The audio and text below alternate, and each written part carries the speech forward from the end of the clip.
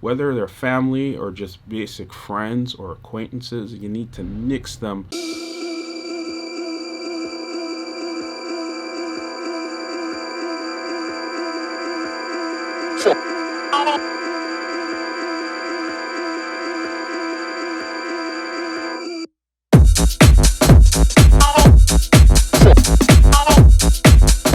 What's up, fam? It's your boy Demir here, purveyor of all sounds underground. Thank you for joining me on my YouTube channel today, where we will be discussing the 5 top things that are ruining your artistic career in the dance music industry. But before we jump into the details, what I need from you is that SLC. Hit subscribe, like, comment, and more importantly, hit the notifications bell to stay in touch with the new things that we have up and coming. So point number 1, definitely have noticed this during the pandemic with a host of people just asking me for my thoughts on different things because they found themselves in a slump. And one of the things I've noticed that is absent for them is just no presence of a disciplined routine.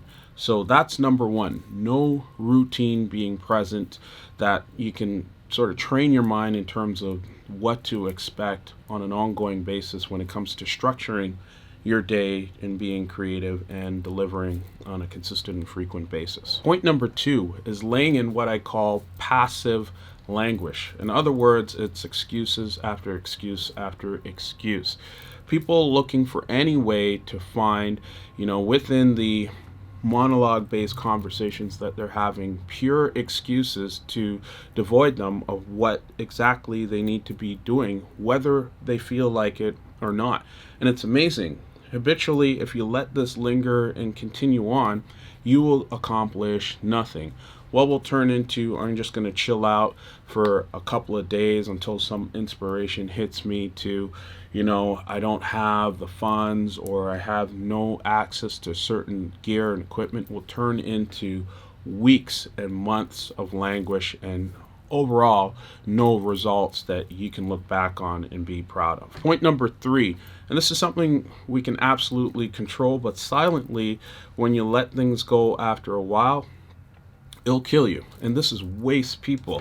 Juan and I use this term all the time. If you're from Toronto, you've heard it, like waste gal, waste man, all of them things. So when you're dealing with people from a personal or business perspective that add no fucking value to your life and what you're trying to accomplish, whether they're family or just basic friends or acquaintances, you need to nix them or at least box them down to a reduced level of contact, because overall, if you're continuing to allow it to happen silently, it's just killing your productivity and the means for you to achieve your goals. Point number 4 is spending time worrying about the 1% of the 10%. Some of you may have heard me say this before, but I'm basically talking about haters. There's always that 10% of people just right off the bat who don't care. And then there is the exquisite 1% that think they're so much better than everybody else in terms of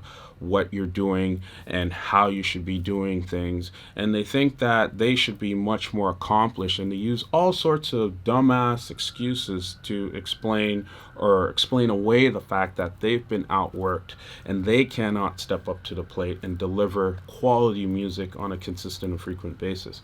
Some of them, rather than choosing a sweet keyboard of this type and actually pumping out beats, they want to turn into keyboard gangsters and talk shit all day and all night. And bottom line is just to straight nix them and ignore them. It's wonderful just to nix them out of your life because it's just a reality, and they're also a good indicator that you're onto something great. So watch out for that. If you're so concerned with what other people think, especially the 1% who have little to no influence over your progress unless you give it the green light, then you need to seriously reevaluate where your thoughts and thinking are going to and what energy you're putting into certain things, because the 1% could fuck off. So point number 5, especially with the advent of social media, I think is poignant here, which is engaging in someone else's vision so deeply that from a silent perspective, you just don't even realize that you start doing these things habitually throughout the course of your day. You know, if you're so concerned with what this person is posting on Instagram or Twitter or Facebook or whatever, you're never going to get ahead and be focused on the shit that you need to do to get things done and to deliver quality music on a frequent and consistent basis for yourself. When you're looking at somebody else achieving their goals and then finding yourself discouraged by that, you're enabling that feeling to come into your arena.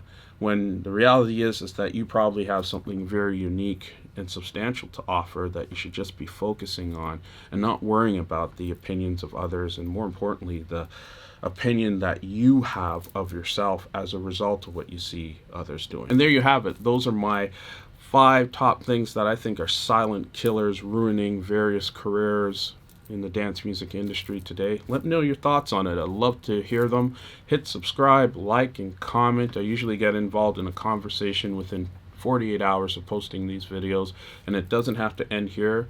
We have an amazing Discord channel where there's a lot of like-minded people having conversations and sharing tips on production that I'm so happy in terms of its evolution. And if you want more exclusive content, don't hesitate to hit up my Patreon at patreon.com/JameerOfficial.